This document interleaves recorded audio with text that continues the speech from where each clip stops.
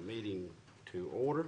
And the great thing about being the school board chair is you can always have some flexibility in running the meeting.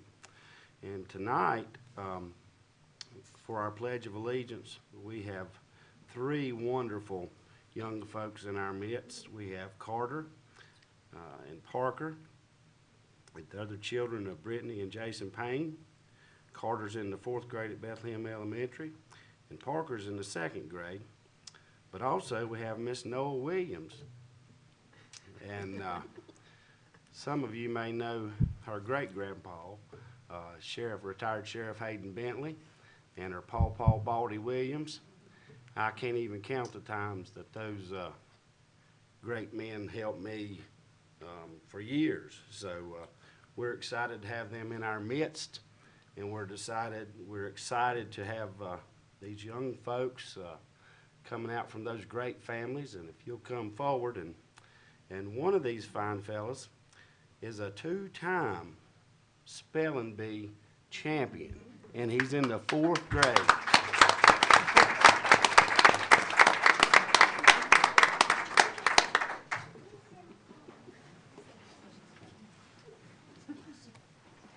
Attention, salute, pledge. I pledge allegiance to the flag of the United States of America and to the republic for which it stands, one nation, under God, indivisible, with liberty and justice for all.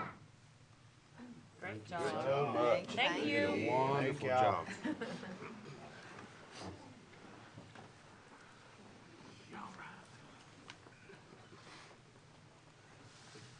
Well, you can certainly tell those fine young people had some good raising, and I bet they're not spoiled one bit.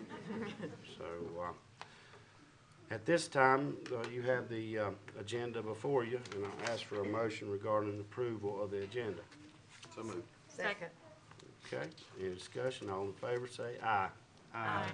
Okay, now we move on to honors and recognitions, the absolute best part of any school board meeting, and I'll recognize Dr. Jennifer Hefner, our superintendent. Thank you, Chairman Odom. It is my favorite part of the entire month.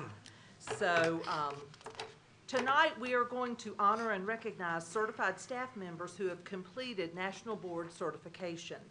I would ask that Board Member Brixey and Schrum please come up and help with this. We have some first-time recipients, and then we have some renewals.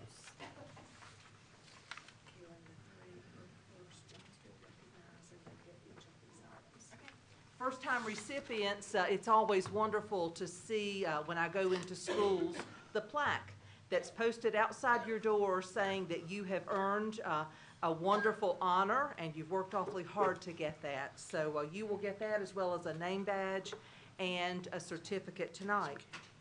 North Carolina continues to lead the nation in the number of teachers who have earned certification from the National Board for Professional Teaching Standards. The certification is a rigorous performance-based assessment that typically takes from 1 to 3 years to complete and measures what accomplished teachers and counselors should know and be able to do. Teachers in North Carolina who achieve certification receive a 12% salary supplement to their regular pay. That is good for the 10-year life cycle of the certification. They are awarded 8 continuing education credits as well. Tonight we're going to honor 3 individuals who have obtained this certification for the very first time. I would ask that you please come up as I call your name. Please join me in congratulating Amber Huffman from ACHS.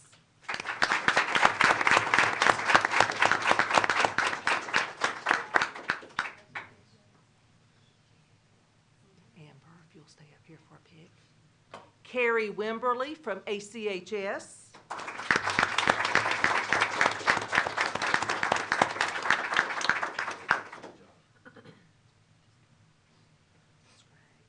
And Christina, most of you know her as I do, Chrissy Williams from Bethlehem Elementary.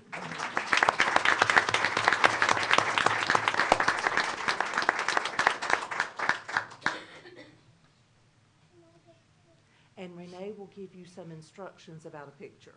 You guys will slide over a little bit so we're centered over the table.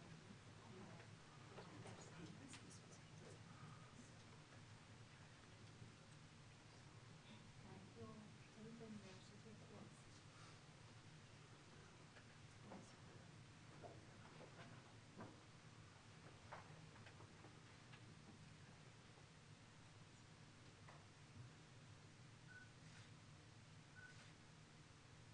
Another round of applause.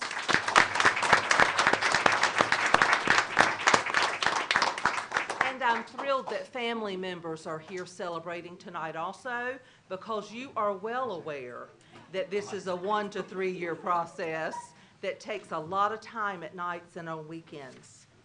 We are also going to honor 7 individuals who have renewed their National Board certification. Please come up as I call your name. We will start with Beth Duncan, ACHS.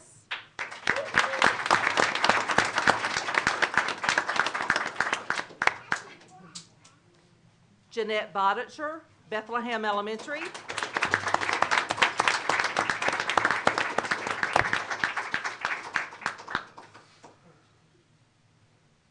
Aaron Lewis, Ellendale Elementary.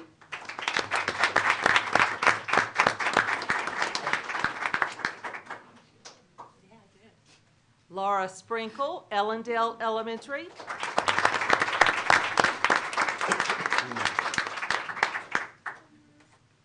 Jenna Buff, Sugarloaf Elementary.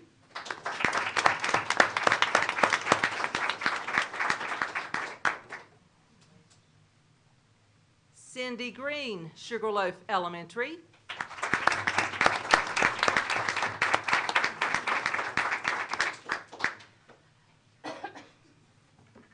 And Kim Lohman could not be here tonight, but Kim is the media coordinator at West Alexander Middle School. Give her a round of applause.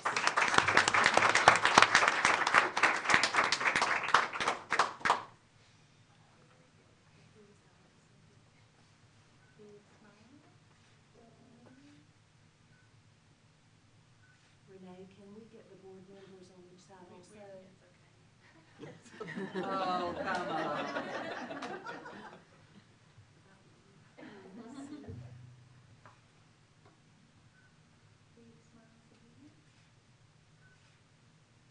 Again, congratulate these renewing.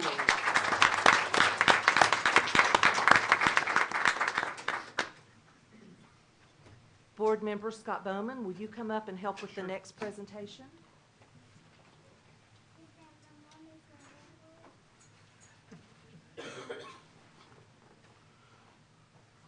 Alexander Central High School baseball coach Pete Hardy has been recognized by his peers for one of the most prestigious honors a coach can receive. Coach Hardy was inducted into the North Carolina Baseball Coaches Association Hall of Fame during the 2018 Coaches Convention held in Greensboro on Friday, December 7th. Coach Hardy joined the ACHS coaching staff in 2015 and has led varsity Cougar baseball for the past 3 seasons. Last spring, Coach Hardy picked up his 400th career win in a Cougar victory over Western Harnett, which just happens to be coached by his son. I am most certain that was an interesting weekend. In his career, Coach Hardy has amassed a 407 to 317 high school coaching record as the head coach at West Caldwell, Newbern, Watauga, and now at Alexander Central. Before joining ACHS in 2015, Coach Hardy spent 21 seasons in Boone as the head coach of the Watauga Pioneers. Coach Hardy's teams have captured 10 conference titles and earned 17 postseason playoff positions. In addition to coaching high school baseball, Coach Hardy has served as the American Legion skipper for Caldwell County, Newbern, Watauga, and Taylorsville. He has compiled a 110 to 85 coaching record in Legion baseball. Coach Hardy was a standout baseball player at Newbern High School and Appalachian State University. He is a member of the Hall of Fame at New Bern and at ASU. He posted 21 pitching wins in the mound career at Appalachian State and posted an impressive 12-1 record in 1984. His 1.07 earned run average in 1984 was the second best in the nation. His effort resulted in all-conference, all-district, and all-American honors for the Mountaineer pitcher. Following his collegiate career, Hardy was a 22nd round draft pick for the Montreal Expos in 1984. We are lucky to have you in Alexander County. I ask you to join me in congratulating Coach Pete Hardy.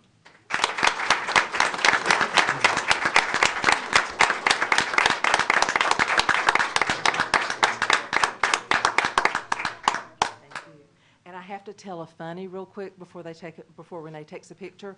The first time I was going to email you about something, I put in Pete Hardy and nothing comes up. I type in Pete Hardy again and nothing comes up. Nobody told me your real name is Amos. Yeah. I had to take this moment. Yeah.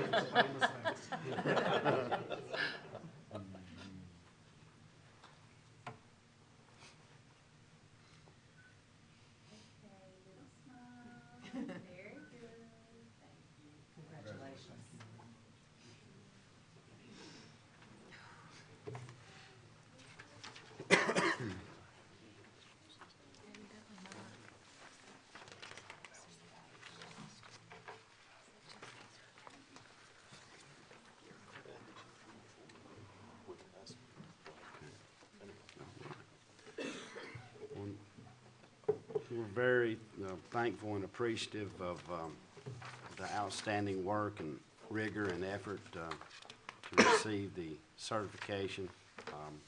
And also had hoped that Coach Hardy would give us one of his inspirational speeches. I have heard that they are legendary, and they must work pretty good because you win conference champions by doing that. So, but we're exceedingly thankful. And I have a red line agenda, and on this red line, after all the fun stuff is over, it says, give the audience an opportunity to leave. So, you know, if you want to stay around for the business part of this meeting, you're more than welcome. But there is a basketball game tonight at the high school.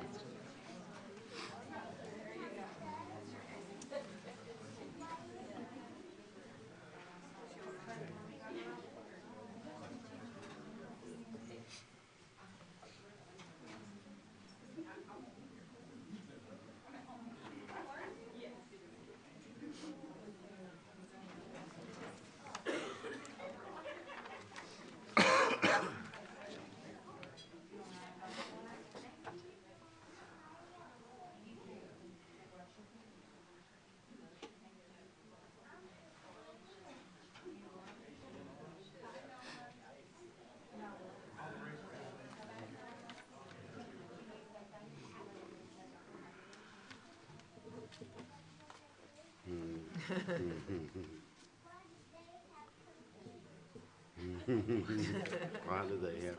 I asked the same question. Some of us don't. Yes, yes. Okay. And now all that remain are those who have to be here or want to be here. So we're glad to have you. Public comment. Did nobody signed up for public comment? Okay. How about the consent agenda? You have it before you. If I could have a motion regarding the consent agenda. Move to approve. Second. Have a motion and a second. Any further discussion? All in favor, say aye. Aye. Okay, thank you. Reports. Will Bethlehem Elementary School update. Ms. Sharman Frizzell, principal. But we're still here. We're here.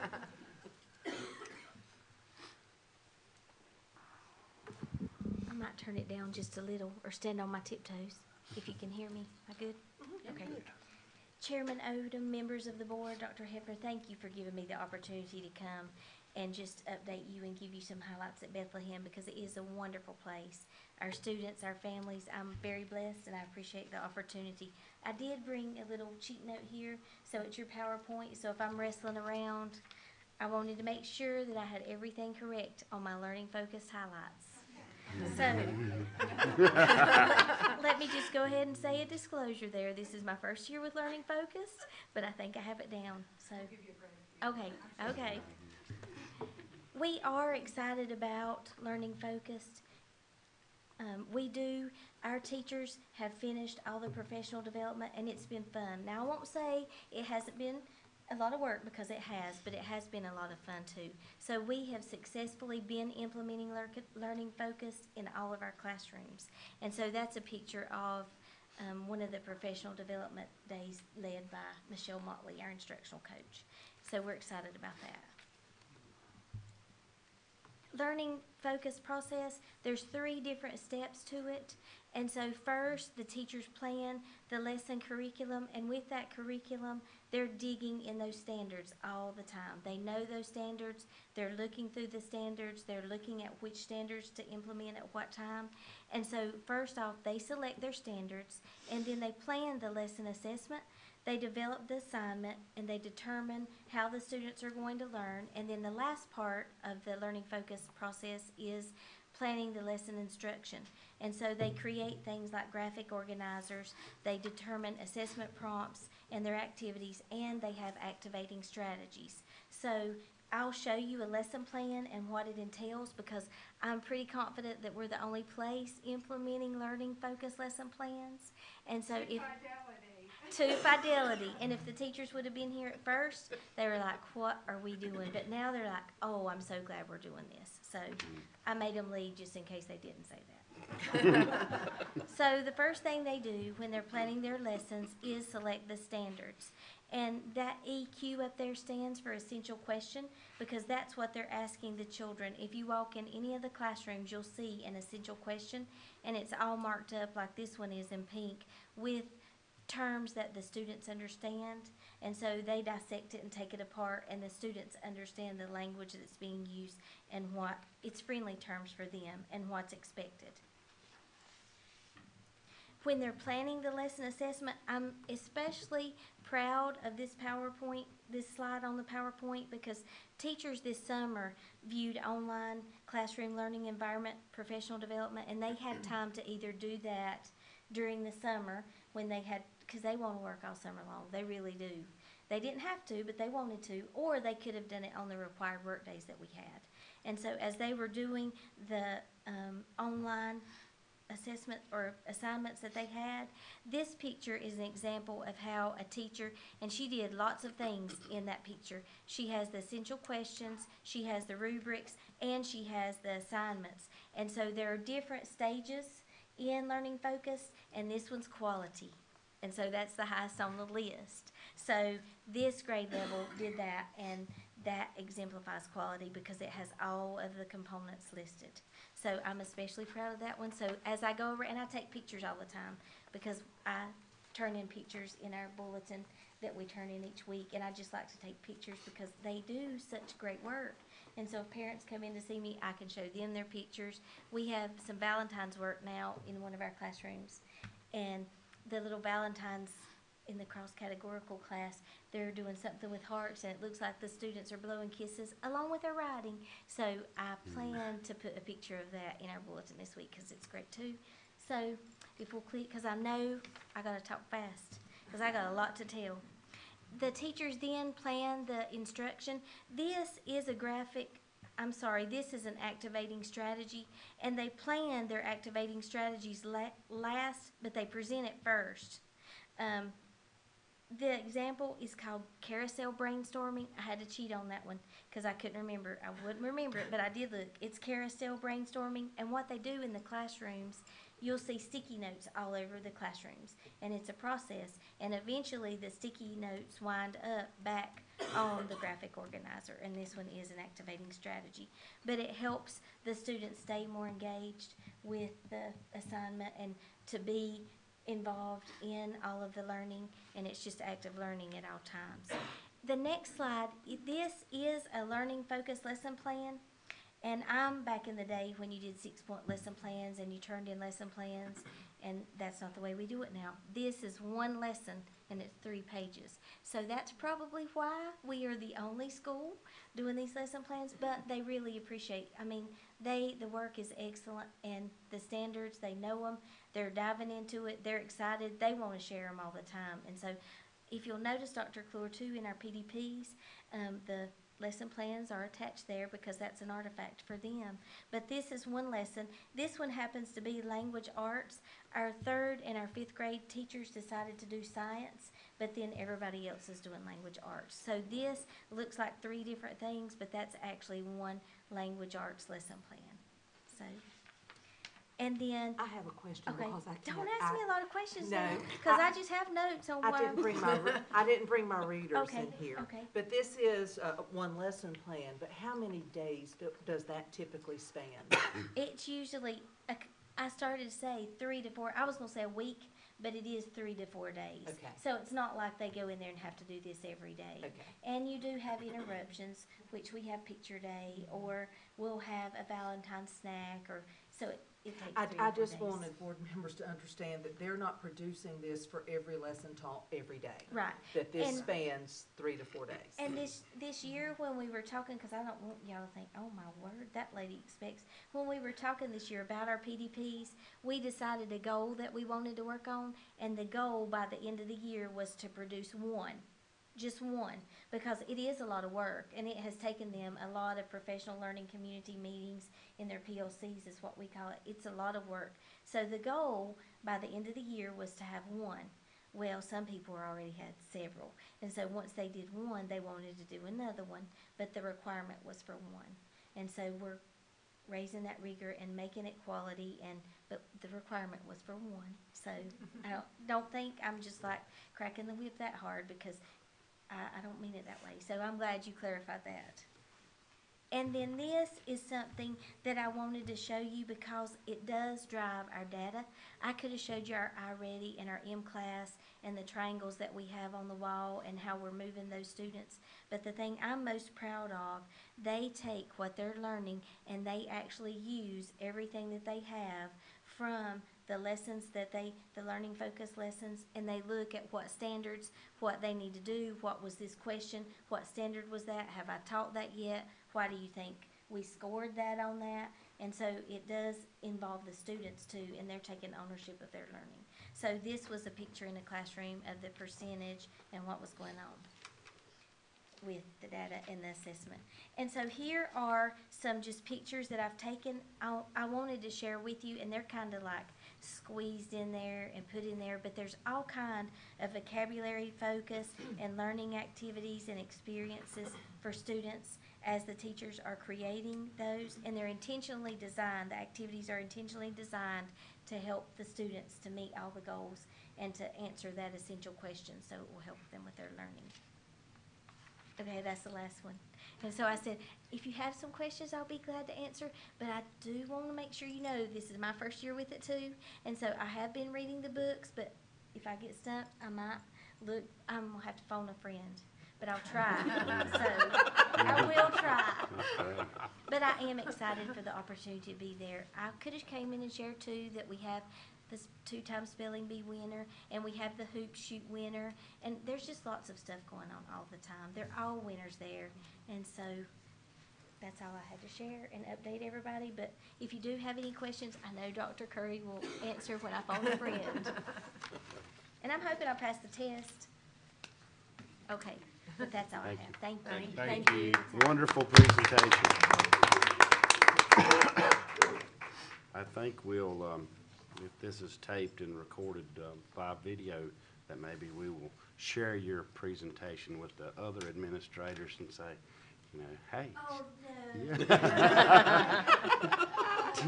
10 minutes, she did great. Oh, yeah, you can do that. You did wonderful. Won me over for sure. Okay, now this is not a misprint in the agenda, but this time I'll recognize Dr. Betsy Curry for the iReady diagnostic testing presentation. Just wanted to qualify that, because I am ready, but this just says I ready. Yes. What Sherman doesn't understand is that Michelle Motley probably knows far more than I do about learning focused lesson plans, and you're going to be leading professional development now next year. They do always a great job of implementing everything with fidelity at Bethlehem Elementary School. And like she said, we are not requiring that complete lesson plan. And when we do require it, it is for one content area, and it's a content area that we're really struggling in, which is for ELA. And that lesson plan is more like a unit plan. So it is not something they read every day for every content area. So I'm so glad that you drew our attention to that. And you did a great job, Sharman. Thank you. And just for the record, Sharon Mahaffey said I could have 2 of her minutes. That was a little complicated. Is that legal? So you have No, it's not. Okay, I'll go quickly. What I want to talk to you about today is iReady, Yeah. because I'm ready. Universal screening tool and benchmarking system. But I think this is also a great opportunity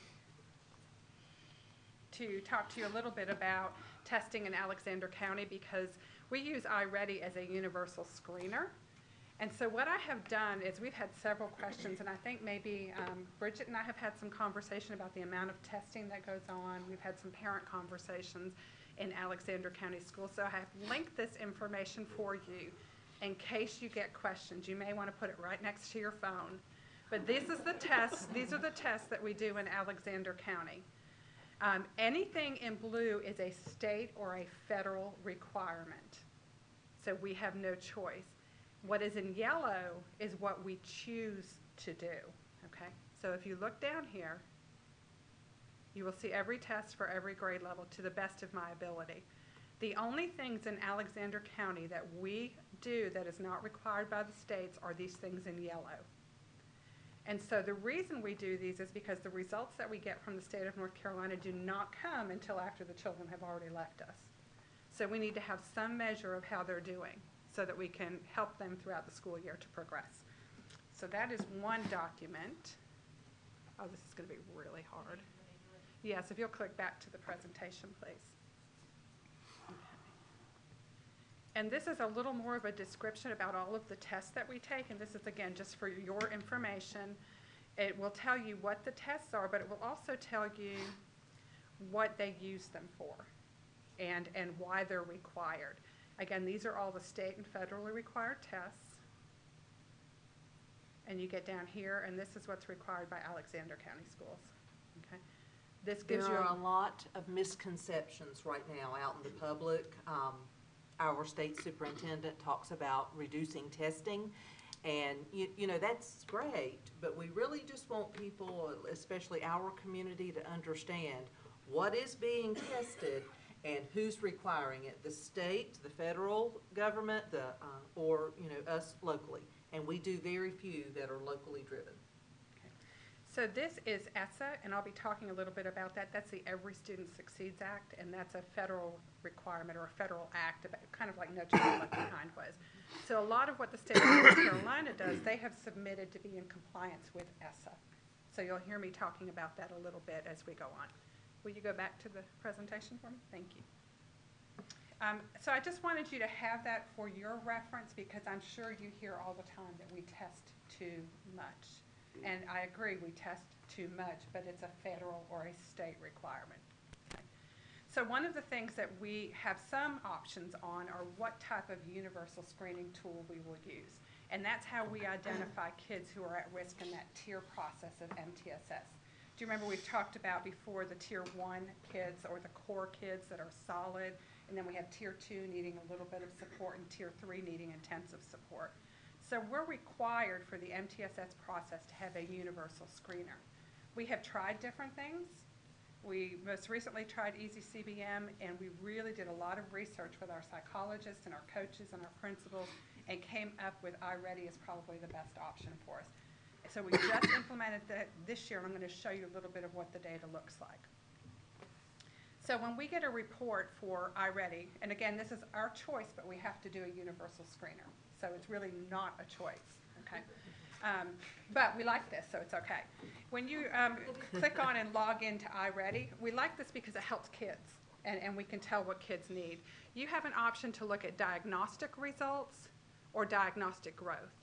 But what I want you to notice about this is what we're looking at today, the growth and the results.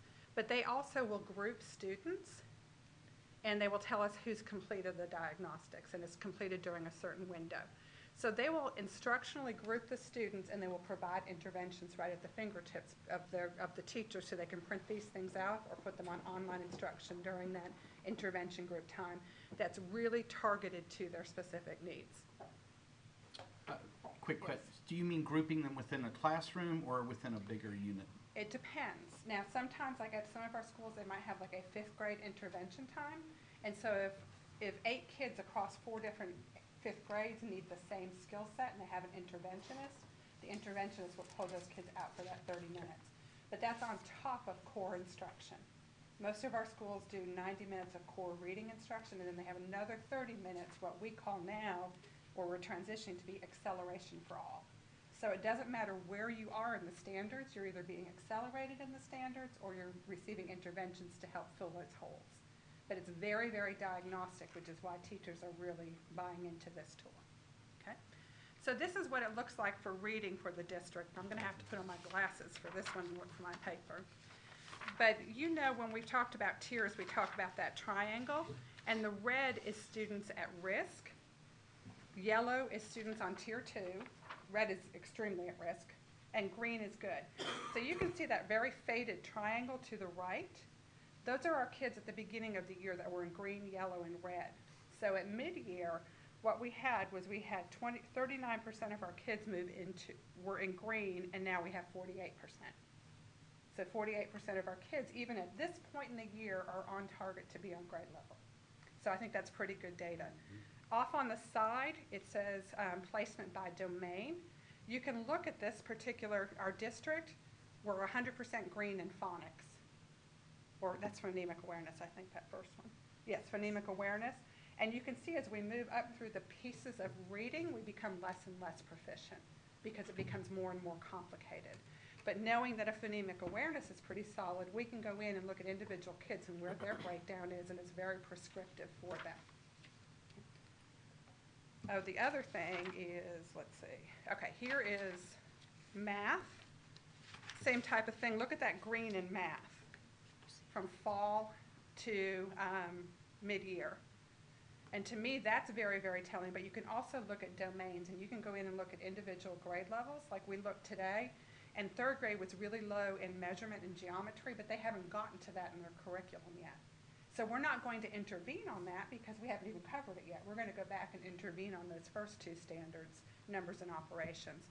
But you can very easily see how that red is shrinking and that green is getting bigger. And that's what we want to see because that means we're growing children. So those are called diagnostic results. That is our proficiency. We've always been more concerned about growth. So you have this report for the district. This is reading.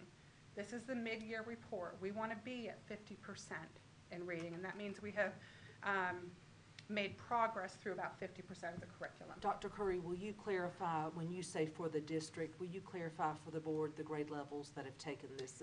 K-8. K-8. For reading, it's not K-3, I'm sorry. It's 3-8 for reading because we have M class. For math, it's K-8. Okay.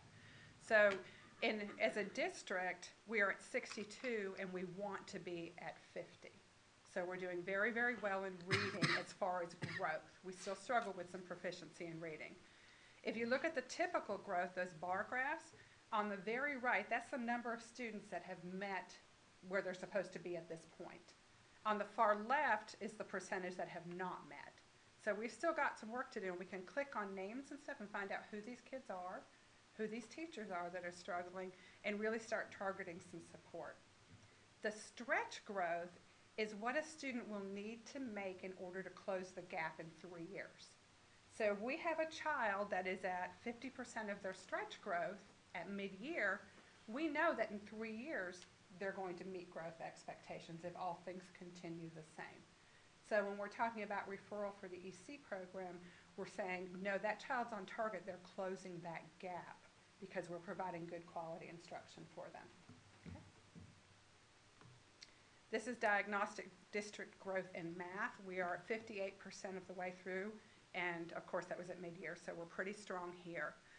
You can also look at the tiers on the bottom right, and you can look at stretch growth versus typical growth, but it keeps getting more and more detailed. This is an individual school's growth. So if you look at this school, and I can't remember if this was reading or math, but it really doesn't matter. Whatever curriculum area this was, they were at 75% of their content covered in mid-year. And we have schools that are up to 88 and 90%. We have kids that are up over 300% of their growth for the year. So it's pretty exciting to see. So that's what it looks like for an individual school, and it also tells their tier. I've left the names off the schools on purpose. This is individual teachers within a school. And I know that this is kind of wordy, but you have copies of this and I'm going to provide to you out here. But what you can see is that typical growth is in the far left column. There's a column header there. And you can see that, actually I think this is, yeah, this is teachers. You can see that one teacher there, her kids have made 125% of the expected growth for this year. That's pretty phenomenal. So what does that do for us? It gets us to go in there and say, what is this teacher doing that we need to be replicating? Then you see one that's at 296 and one that's at 0, so the opposite is true. You're not making growth with your kids. What's happened? Okay. This is an individual classroom report, so you can drill down to the individual classroom, and you look at this teacher's classroom. You see that first child has made 244% of their growth, and that child is in grade 4, came in on a grade 4 level, and is now on an early grade 5. But that child made 130% of their stretch growth, which means they will probably close that gap and be on grade level at the end of the year. This also helps us with teachers because we can sort by red, yellow, and green, with red being those kids that are most at risk, yellow being at risk, green being real high flyers. And then we can see if there's any kind of pattern, like this teacher is really meeting the needs of her low babies, but really struggling with those upper ones. So how can we intervene, send in the AIG teacher, send in the coach to really help them to work with those upper level kids. So it becomes very diagnostic. Then when we look at children, an individual child, this is a reading snapshot. And if you look at this child, they tested out of phonological awareness. And the first diagnostic, they were at, overall, they were in grade 4. Mid-year, they were mid-5. Phonological awareness, they're fine in, they're green both times. Same with phonics, same with high frequency words. Vocabulary is phenomenal. They've gone from grade 4 to late 5, and that's probably why you've seen comprehension go up in both areas also. But look at that comprehension for informational text. And this isn't a half a year. So it's pretty good data to have. So if people ask you about iReady, iReady is this diagnostic that we're doing benchmark-wise. This gives us good information to group children. But we also do what is called the READY benchmark, or the release version of the EOG. And that's just a benchmark test that we do 2 times a year, once very early in the year and once again in March, in order to help kids build stamina. Some kids have, or some schools have opted to do it 3 times a year like we used to, but that was optional. And they decided as a staff that it was important for them. How did I do on time, Sharon? Wonderful presentation. Miss Mahaffey has 1 minute and 14 seconds. Do you all have any questions? If you do, feel free to call me and ask me individually about this, but I have the reports printed out for you back here so that. It's really interesting. It's a great It is measurement. really interesting, and I tried to cram it all in 10 minutes. You just did couldn't well. quite do it. You did. Well, Thank you. Thank you. Thank you. Thank you. Okay, Dr. Jennifer Hefner, our superintendent, you have 2 minutes and 12 seconds to talk I will about the read award of very honor. quickly about the Award of Honor. The Alexander County Board of Education has established the Award of Honor in order to recognize those individuals who have made exceptional contributions to Alexander County schools. This award represents the highest honor that the Board of Education can bestow. Criteria for the selection of this award shall be based on exceptional contributions to the Alexander County school system or any of its individual schools in the area of academics, athletics, administration, student achievement, or community service to the schools. The contributions may include recognition on a regional, statewide, or national level, as well as local notoriety, and shall have allowed our children the chance not only to grow and meet their full potential, but to excel as well. The final yardstick by which all nominees shall be judged as to the merit of his or her application is the positive effect on the quality of education in Alexander County as recognized by fellow students, teachers, administrators, and the community in general. Guidelines for this award.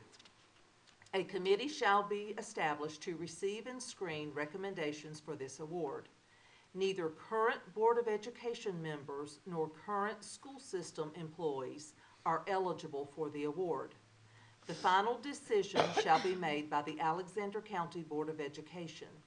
Nominations may be made from the second week in February through the second week in March of each year. Nominations will be kept on file for up to 3 years. Each individual nominated must have a minimum of 3 letters of recommendation by non-immediate family members. The award shall be given annually at the time determined by the Board of Education.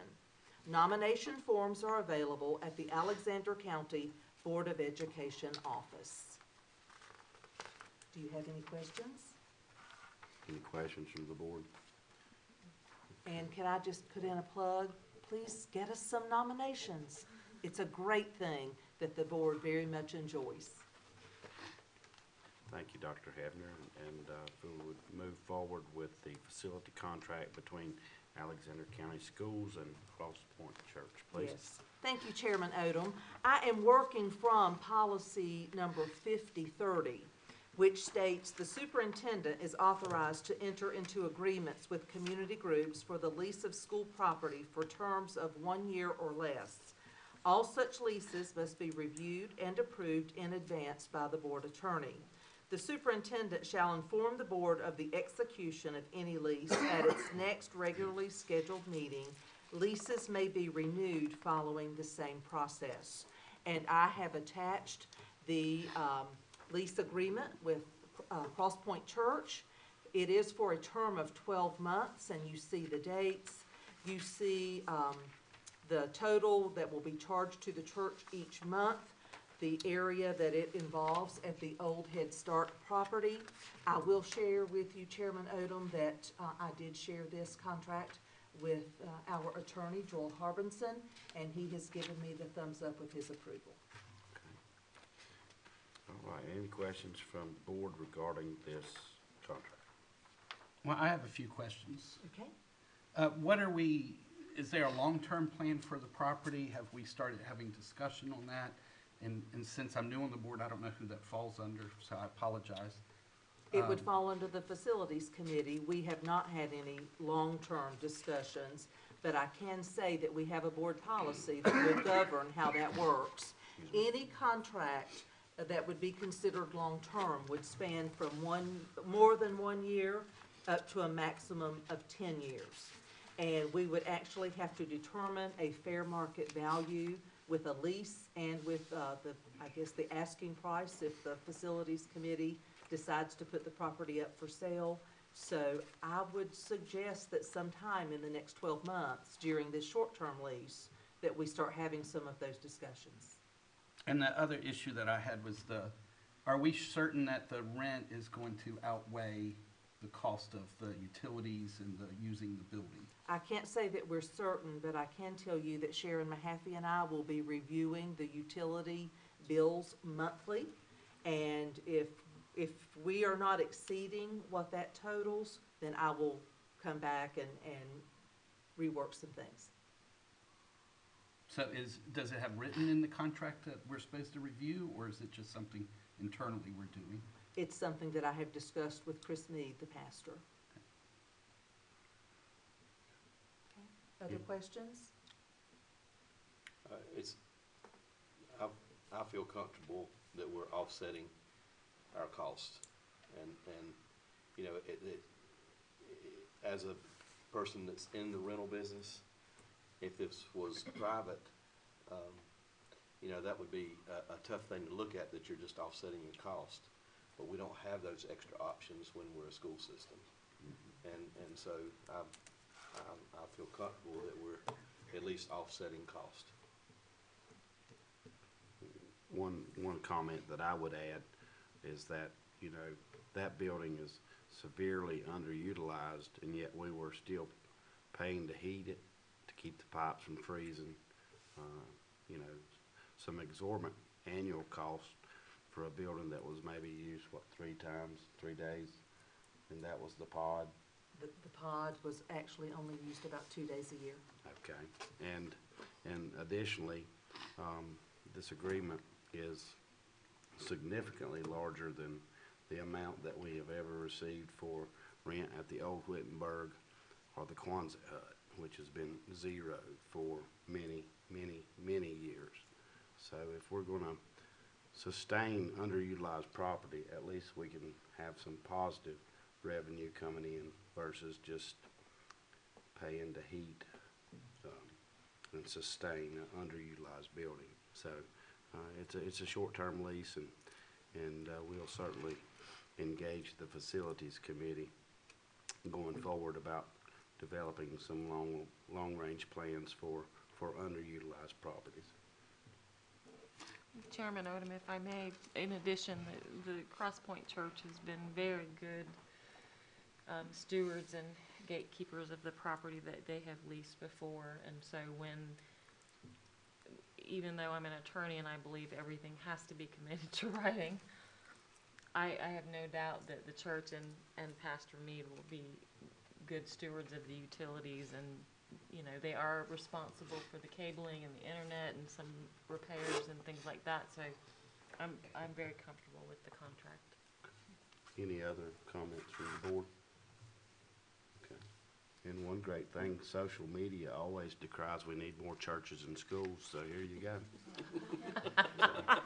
You worked hard on that, didn't you? Yeah. Do you need a motion or just No, point of interest? the way that the policy reads, I just have to inform you all that the board attorney has approved the contract. Okay, thank you. If you just lead off with your superintendent's report. Yes, sir, thank you. And this is also attached in your agenda. I would ask that you mark your calendar for Friday, February 22nd. We are going to visit and tour Ellendale Elementary that day. We will meet in the school's office at 11:30, and I have provided this information to Mrs. Hoke. If there is something in particular that you would like to see when we visit one of our schools, if you'll let me know, the administrator will make that happen during our visits. I also want to remind everyone that we have a meeting with Representative Jeffrey Elmore on February 28th. We are going to meet with him in this room at 6. We will advertise that, and that will be a public meeting. Bullet number 3, our school system was approved to start a fire academy at Alexander Central High School during a meeting that was held on January 30th. The first course offered for the program beginning in August will be public safety. I will know the interest of our students and will report back to you after students have registered for their fall classes. That will likely be at the April meeting. Future academics with this program could include emergency medical technician, law and justice, and emergency management. And so I'm excited about those opportunities and certainly hope that they come to fruition. The following North Carolina School Board Association webinars have been purchased for the school system on the following dates. On April 23rd, Guns in Schools, a review of law and policy. And on May 14th, School Violence Prevention, establishing an effective student threat assessment process. Anytime that we have a webinar that we've purchased, and that's at a minimal cost to the system, it's $150. And as many employees or board members can watch it on the day that it's scheduled, as long as you watch it from 7 a.m. to 9 p.m. We actually have had one today entitled Visitor Access to School Facilities and Use of School Facilities by Outsiders.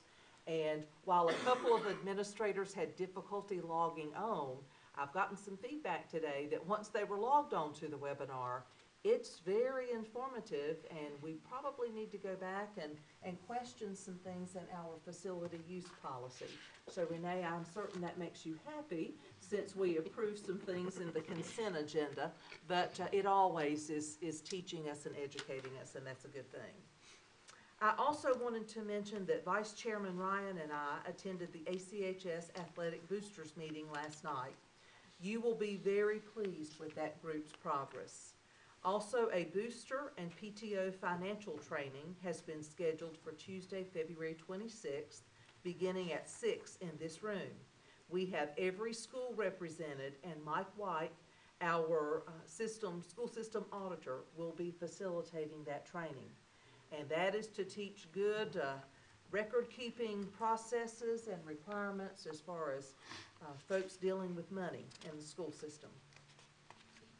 And then I want to mention that Career and Technical Education Month, or CTE Month, is a public awareness campaign that takes place each February to celebrate the value of CTE and the achievements and accomplishments of CTE programs across the country.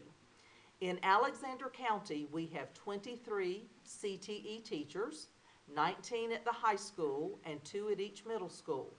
We serve over 1,000 students each semester, and that's, of course, a duplicated count.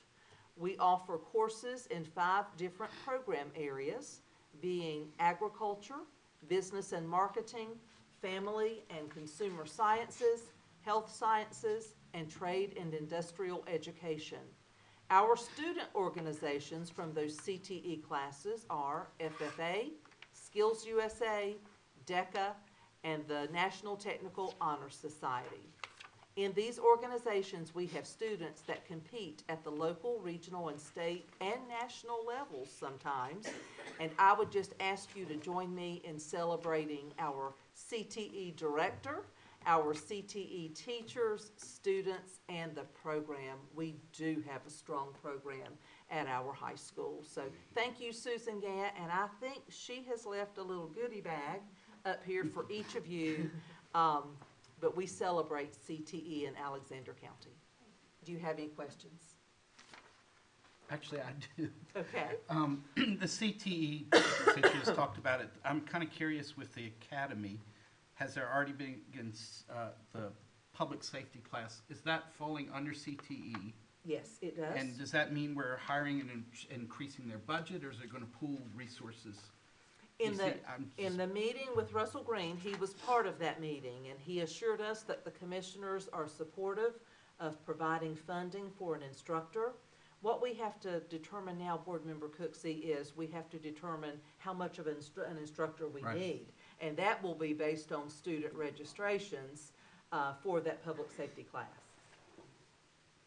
Because I love the CTE program. Yes. I'd hate to see us water down something going well because we're having to add something. Well, because I'm excited about, I don't want to mislead what I'm saying, I'm very excited about the public safety track, but it needs to be and funded. Mrs. Gant was very forthcoming in the fact that she has lost CTE funding.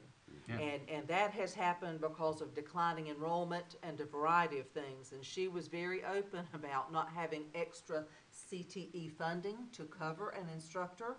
So this was, and correct me if I'm wrong, it was agreed upon that this funding would have to be in addition to what she is currently getting through state and federal dollars. And is it correct that also emergency services will also be providing some equipment? That was my understanding. It's my understanding that the equipment will be provided from the different fire departments. Okay. And when the Sugarloaf Fire Department is vacated, that would be an ideal place to store the equipment and to use it for some of that training. But the first class that will be taught in the fall will be taught at the high school campus, the public safety course. Any other questions or comments? Thank you. I appreciate the questions. All right, we have some more unfinished business, and we'll recognize Ms. Mahaffey, our CFO, for proposed policy revision, third reading. We have one policy that we're bringing back for third reading this month because there were some changes last month, and so I have received no comment and ask that you approve it on third reading. Motion regarding the policy. Move to approve. Second. Any discussion? All in favor say aye. Aye. Motion carries. Okay, Ms. Mahaffey. We have 8 policies that we're bringing back this month for second reading, and I've had no comment or request for changes, so I ask that you approve those on second reading. I do have just one quick question slash comment. 4316 student dress code. So back in the day, I don't know how many years ago it was when we took all that time to develop a very detailed and specific dress code. That dress code can remain in place. It just takes it out of a policy and makes it more of an administrative, school-based decision. Is that? Well, actually, there will be a procedure and it will be, when you look at the board policies, it will be a procedure. It will be 4316R. Okay. And that will be the detail that goes with that. I just want to make sure that if anybody ever happened to look at our policies, I don't know who does, but that it was clear that it's not going away.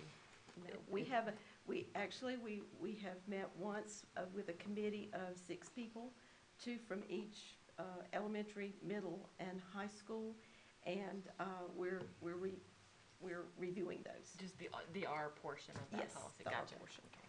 Thank you very much. You're welcome. Okay. I would move to approve on the second reading the 8 policies as presented. A motion, is there a second? Second. Any discussion? All in favor say aye. Aye. Motion carries. New business, item 5, Ms. Mahaffey. We have 5 policies that we're bringing for first reading this month. We'll request that the principals and directors review those, and we'll bring them back this month with a recommendation. Okay, thank you, Ms. Mahaffey. Thank you. Okay, Dr. Hefner, a resolution supporting local control of school calendars. Thank you, Chairman Odom. Before I begin with the resolution, I just want to inform the board that we have received confirmation that a bill has been entered for calendar flexibility for Catawba County Schools, Hickory City Schools, and Newton Conover City Schools. And the rationale was because they partner with CVCC. And those systems wanted to have a calendar similar to the community college calendar. So in light of the fact that we too partner with CVCC, I would ask that you take the following resolution into consideration. This is a resolution supporting local control of school calendars. Whereas the North Carolina General Statute gives local boards of education powers of supervision and control of local school systems. And whereas local control over establishing school calendars is an integral component of school system supervision and administrative powers with which local boards of education have been vested. And whereas in 2004, the North Carolina General Assembly seized control of setting school calendars and imposed a one-size-fits-all mandate on how school calendars are to be set.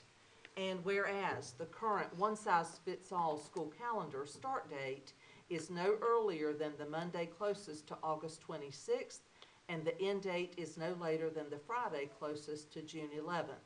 And whereas the state-mandated late August start date means high schools do not complete the first semester until mid to late January. And whereas the current law essentially requires high school students to take first semester exams after the winter break, which negatively impacts test scores according to students and educators. And whereas the second semester for high school starts 2 to 3 weeks later than community colleges and universities. And whereas superintendents report that the calendar misalignment makes it nearly impossible for high school students or recent winter graduates to take courses at a nearby community college or university during the second semester.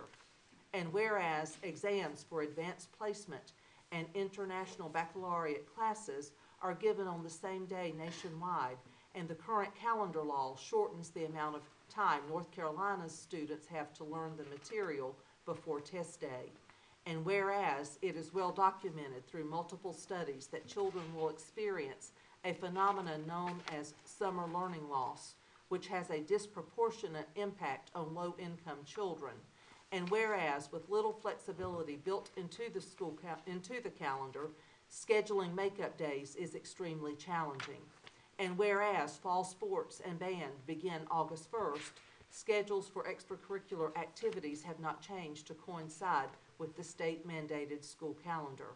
And whereas local boards of education are best equipped to understand the balancing act of meeting the community's needs and maximizing student success.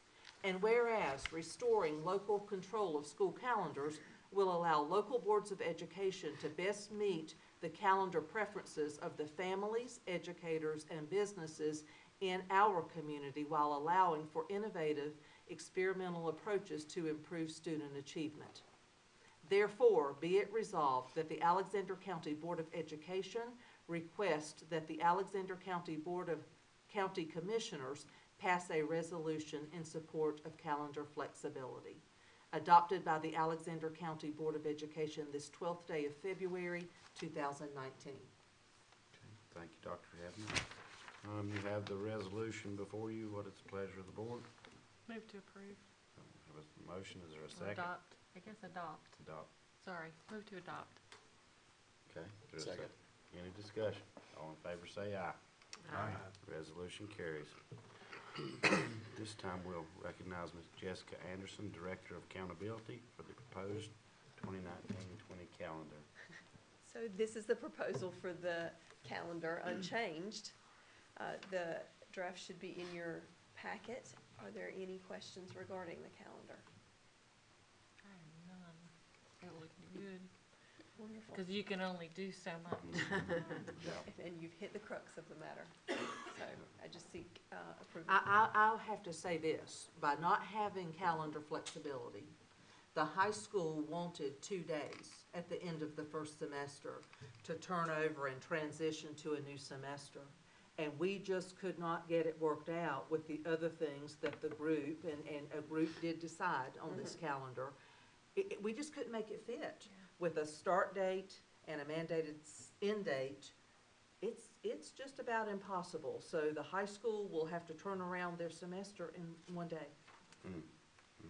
1.5 technically. That's right, that Friday before, they would have some time. But that's unfortunately what they've been allotted for numerous years in the past. I mean, it is very difficult for the high schools to do that. Once again, I'll ask the newbie question, but with the resolution we passed, if they do some action at the state level, is it possible to change the calendar, or are we setting it now and this is it for next year? This calendar would be set, it would be good for the 2020-2021 calendar. So we're looking at 1 year away for flexibility.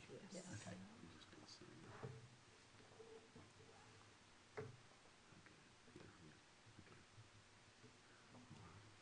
Okay, thank you. All right, board, you have the proposed 1920 school calendar before you. There's little we can do about it, so how about a motion to adopt? Motion to approve. A motion by. Second. Okay, and a second. Any discussion? All in favor say aye. Aye. Okay, we have a calendar for 2019-20. Thank you, Ms. Anderson.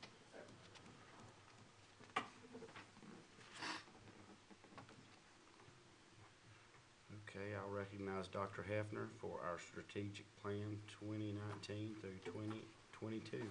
Well, I think this is the last time I'm going to bore you with this agenda, but I've talked a lot tonight, but I'm really excited to talk to you about this. This is the new strategic plan, and actually it's the first time it's being unveiled, but I certainly hope to get to share this with our Board of County Commissioners and others. It has taken months of work. And the great thing is that we didn't start at ground zero. We already had a very good strategic plan in place that we had used for 3 years. Yep. But we have revamped this, and I have to give kudos to Renee Mead. Renee is very gifted with pulling things together and to make them look beautiful. And you know that my rule with the previous strategic plan is that it has to tell the story of the Alexander County school system.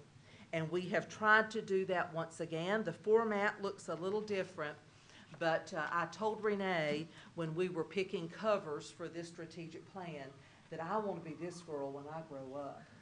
She is just breathtakingly beautiful, and we have a system full of beautiful and neat students, and I come to work every day in hopes that I will make their future better. But let's go through this quickly. I'm not going to read it to you. You have an electronic copy that I shared with you last week. I would just go through and point out a couple of highlights as far as the different look. You can see that the title of this strategic plan is Every Child's Chance, Alexander County's Future, and I truly believe that this public school system is just that. We also share our vision that the Alexander County schools will graduate highly skilled, globally competitive students, and our mission is the Alexander County Schools' mission is to educate and empower every student to become a responsible and productive citizen. And the motto that I love to use, and it's not just words on paper, I love putting children first. And we have a system full of leaders who do that. I'm not going to read the belief statements, but I would just invite you to look at some of the statistics. Now, I want you to understand that the data that you see in this strategic plan is not 2017, 2018 data. So when you see something and you say, well, I thought such and such, certainly ask a question about that, but we had a little confusion, even on my part, about some of the things that we were reporting, such as the number of breakfasts that we were serving every day. That's based on the 17-18 school year data. But I want you to go through and look at that. Something that we joked about as we worked, there is a difference in a goal, a strategy, and an action step. So in this strategic plan, you are going to see 7 priority areas. And that is different for us because we're coming out of a plan where we had 6. This one we added a 7th priority, and the reason being is because we are seeing a lot of emotional trauma, families in crisis, mental health conditions, safety conversations and concerns. I mean, it's something that we're dealing with on a daily basis. So there is one new priority area entitled Emotional Wellness.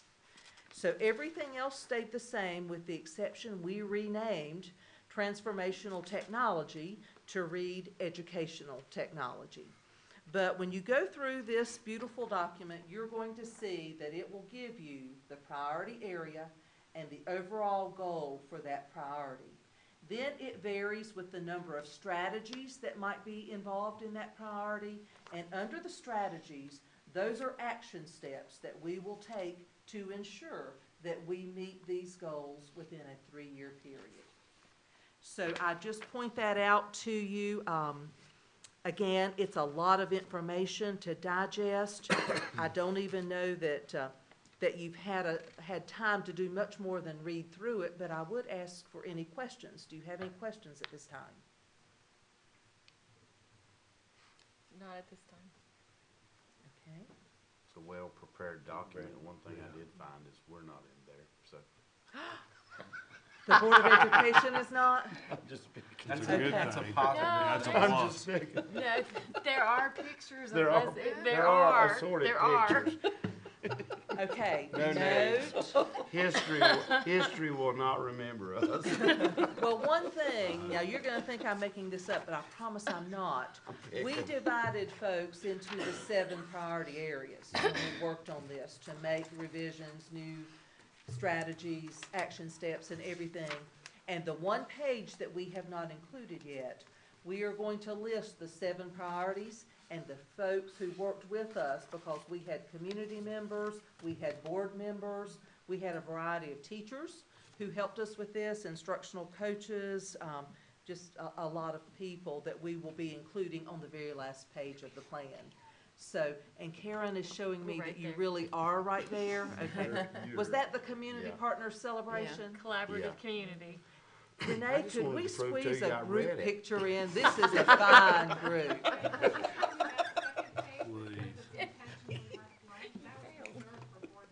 Oh, really? Wow. Okay, look, you get a whole page. Great, great. It's a great document. It is. Thank It is you. Really very, is. very, Thank you. very beautiful to look at. It's one that I'm really proud of, and Renee did a wonderful job. Jessica served as her proofreader, so Jessica can recite part of the new strategic plan by heart. She read it so many times, but it was a group effort, and it's something that I'm very proud of. It is a It good is a large document. group of people that helped with this, and so thank Yes. you to everybody that put a lot of time into this. Absolutely, thank you. Okay, do you feel comfortable with adding one page and the groups to approve this strategic plan for the school system? Sure. I do. Yes, I think that'd be Yes. wonderful. Yes. Okay. A motion regarding this wonderful document. Move to approve. Second. Any further discussion? It's always great to have a plan, you know? Well, that's how we will measure if we meet our goals. And what we're planning to do is come back on an annual basis and give some type of abbreviated update with how we are doing with our meeting the goals and completing action steps. It's wonderful. That's wonderful. We have a motion and a second. All in favor, say aye. Aye. Okay, motion carries. Okay, item E. This is a rare occurrence. Kind of liken it to a colonoscopy, but we're gonna venture on. Vacancies in office. All vacancies in the membership of the boards of education whose members are elected pursuant to provisions of subsection A of this section by death, resignation, or other causes shall be filled by appointment by the remaining members of the board of a person to serve until the next election of members of such board, at which time the remaining unexpired term of the office in which the vacancy occurs shall be filled by election. You've all been provided the statute, which is very long, regarding filling vacancies, but we also have an abbreviated document from the UNC School of Government, Coach Cannon. It's a wonderful resource, and I need to read this before we go any further. I'm not going to read through all the options. You have it before you. But as for this board and the vacancy in District 4, it says, for all but 6 of the elected boards of education, there are 2 options for the procedure to fill a vacancy. And the choice of option could make a difference in the outcome. Option A is called the motion and vote method. In an open meeting, a member may make a motion something like this: I move that Larry Hamilton fill the vacancy of Henrietta Miller's seat. If, by the regular procedures of the council, that motion receives a majority of the affirmative votes, then Larry fills the vacancy. If it does not, then a new motion is in order. Option B, which is a longer, and I certainly would not advocate this, the nomination and ballot method. In an open meeting, board members would nominate citizens to fill the vacancy. Or the board could decide that everyone who has filled out an application is to be considered a nominee. Then each board member would vote for the person he or she would like to have fill the vacancy. The person who receives the majority of the votes would be selected to fill the vacancy. If no one receives a majority, then those who receive the fewest votes should be dropped from consideration, so that the voting is between the front runners. In using the nomination and ballot method, the board must decide beforehand whether a majority will be required to fill the vacancy, and if so, how the lowest vote getters will be removed for subsequent rounds of voting if necessary. On this last point, the rules might say, for instance, that after the first round of votes, all candidates who receive 0 votes would be removed. The rules might then say that after the second round, if necessary, all candidates but 2 will be dropped, so that the third round is between the 2 highest vote getters. It is necessary to determine which method will be used before the discussion of particular candidates have begun. That being said, as a board, we first need to consider which option we would choose if and when the applicants or a person is named to fill this vacant seat. So, If I could be recognized. mhm. I would certainly support option A, the motion and vote method. I think that's the most streamlined. Probably it wouldn't require more than one, maybe two motions, as opposed to continuous voting and dropping people and things like that. That would be my preference. But I will say that I know that we received several letters of intent just prior to the deadline. And it's not a reflection on any candidate or any person that put their letter of intent forward, but I personally would like to have a brief interview with each candidate next week, followed by a special called meeting to put a candidate in place by the motion and vote method. I think that the folks that did submit letters of intent, some of them I don't know, and I would be remiss in my due diligence if I didn't know more about them before placing my vote for a candidate to replace the vacant seat. And again, it's not a reflection on anyone in the group. We had a very good group of people that showed letters of interest or sent letters of interest, and that would be my preference to be able to talk with them briefly, not extend this process much longer before we go with a motion and vote method. That would be my preference and my recommendation. Okay, at this point, can we go ahead and decide? I would recommend that we consider the method tonight, Okay. whether option A or B. So could I?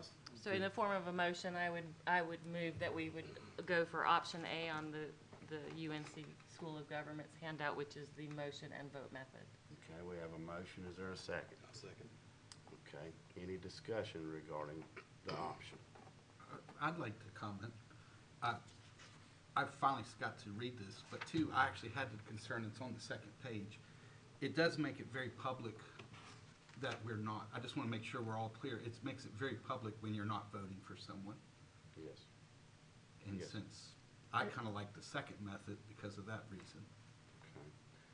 Okay. In the first method, if I propose Matt for the board, and I'm the first person that got proposed, everybody has to just say no. And so all of a sudden you say no. And so it's very public that you're excluding me. And then you move to the next person, and then it's public each round. I'm not afraid of doing that, but at the same time, these are people we know, and so it's kind of nice when it's not done that way. And that's the comment on page 2, is it does sort of put it in that it's not as public that you're rejecting a person. Well, the way that I interpreted the ballot is the ballot would be secret, but at the time of the appointment, whomever is appointed, those votes that were cast would be part of a public record. You see what I'm saying? So in essence, somebody could see how we voted, which is fine. I have no problem with that. But it's the pleasure of the board. But I think anything as far as these kind of situations are very rare, very rare. And early on, we only had a handful. We had 2 submissions, and then at the end, it was like a groundswell of. We got up to 5 total. 4 actually met the requirement, and we're thankful for the submissions. But at the end of the day, we can only appoint 1, and so I think we need to thank those who have submitted. But at the end of the day, there's going to be some that we won't choose. And we just, I think we need to just do it straight up in the open personally, but it's the pleasure of the board. So we have a motion regarding And a second. option A and a second. So all in favor of option A, say aye. Aye. Any opposed? Okay. So we do have established that we will follow option A. Okay.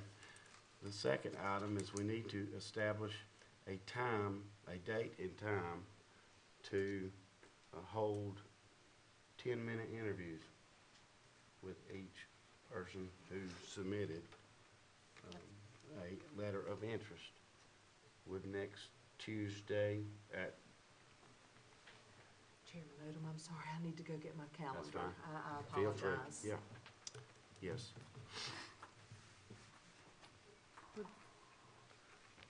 We do it next Tuesday. We'd be able to have a special call meeting We would, to do it right after, do you Mhm. think? yeah, that would be ample time.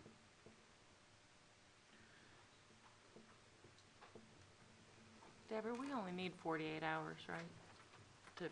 To hold a special called meeting? Thank you. Okay. 6 o'clock? Yeah, absolutely. Is that the 19th? 6 work for everybody? What's the date? That The date will 19th? be the 19th of February.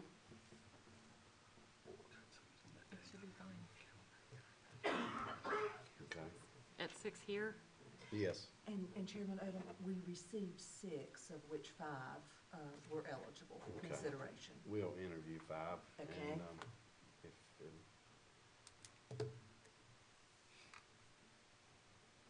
And if they have a scheduling conflict, I don't see where an interview would, just, if they can't make it, I certainly would not say that disqualifies them because we have a letter with their resume, but we would hope to interview 5. Okay. 10 minutes, be prepared to present in 10-minute increments. Thank you. Okay, can I clarify? Yes. Will we have an established set of questions? I honestly think that, the main question is, what is your prevailing interest and desire seeking an appointment to this position? Certainly, it's all about the students and community, but we'll let them vocalize that so we can put a name with a face.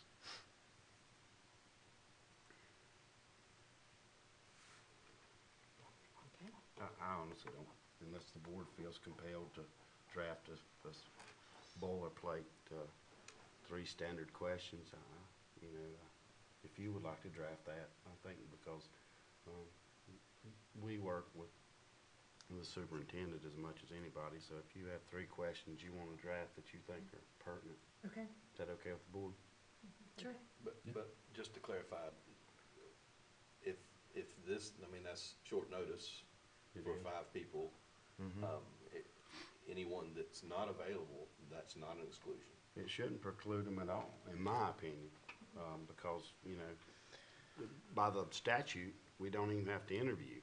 So we're doing it as just, acknowledging that, these people have shown an interest and, but it's certainly not a requirement of the statute. But if somebody has a conflict, They could always answer the questions in writing if they absolutely couldn't be there. right, Okay. and they certainly are not wanting to serve for the per diem, I can promise you that. So, Would it be an option if they could remote in as far as? By phone? Either that or, FaceTime? FaceTime, something of that nature? Is that an option if if they they- if can't they- be present? as long as somebody from our technology staff will run it, because we could. They will. And don't look Yeah, at me. don't look at me to FaceTime. Okay. Yeah, I would think most people would be available. Okay, It's just I- a short period of time. All right, great. Okay. Thank you. Thank you. All right. I believe we have reached the point of the meeting where I will ask for a motion to enter into, adjourn this meeting so we may enter into closed session. pursuant to General Statute 143-318.11A6. So moved. Second. Okay, all in favor say aye. Aye. We stand adjourned.